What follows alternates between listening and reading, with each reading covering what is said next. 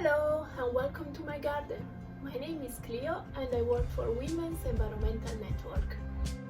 Do you know that October and November are the ideal months to sow broad beans and peas? And of course sweet peas too, which are not edible but can give you some nice flour for the next year.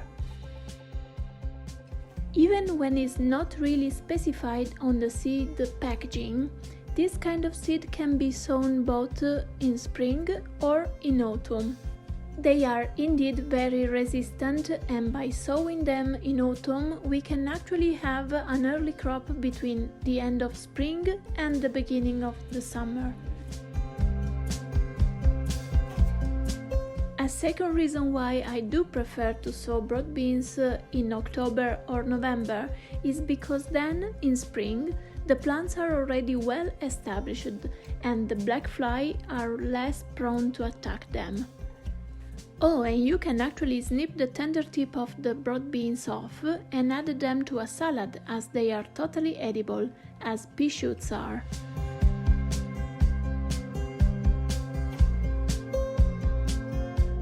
And a third reason to sow broad beans and peas now is that they can act as a green manure.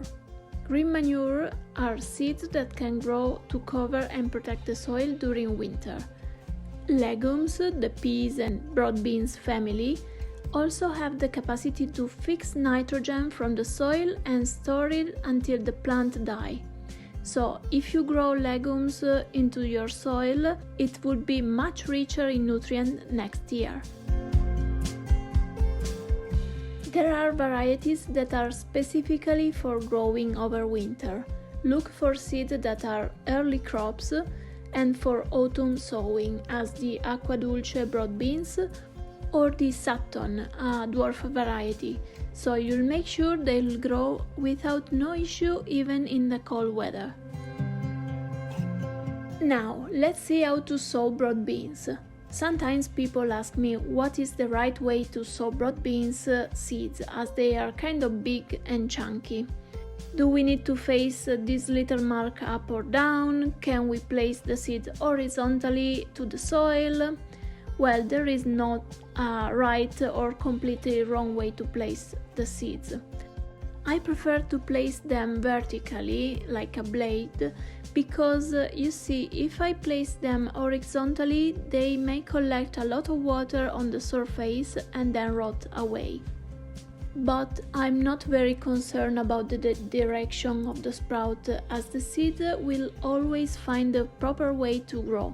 They can turn around inside the soil and feel how to place roots down into the ground and leaves up toward the light. Broad beans and peas have both very strong and deep roots, so I think I'll suggest, if you are growing this in container, is to use a tall pot. Some people for growing peas and sweet peas use a root strainer, but they may be a bit expensive. And then they are not very large, at some point you need to transplant them in a proper pot. What I prefer to do instead is to recycle some yogurt container as this one, and you see they are tall and the perfect pot for growing your peas. Then, if you are not particularly attracted to a specific varieties of peas, you can simply buy dry peas, the one you use for cooking, soak them in water overnight and sow them in pots. This is the same process you may want to follow for sowing sweet peas. That is because sweet peas have a thick and hard skin that protects the core of the seeds. And by using water, you make it softer and ready to wake up and sprout. One last thing I like to suggest is to sow sweet peas and broad beans outside. If it's really cold, like the temperature are dropping under the zero, you can put a cloth on them, but usually it's not so cold, at least not at this time of the year in south of England. Also, mind mice and rats, as they can be attracted to your peas during winter when there is less food available. they may be brave enough to steal the seed directly from the pots.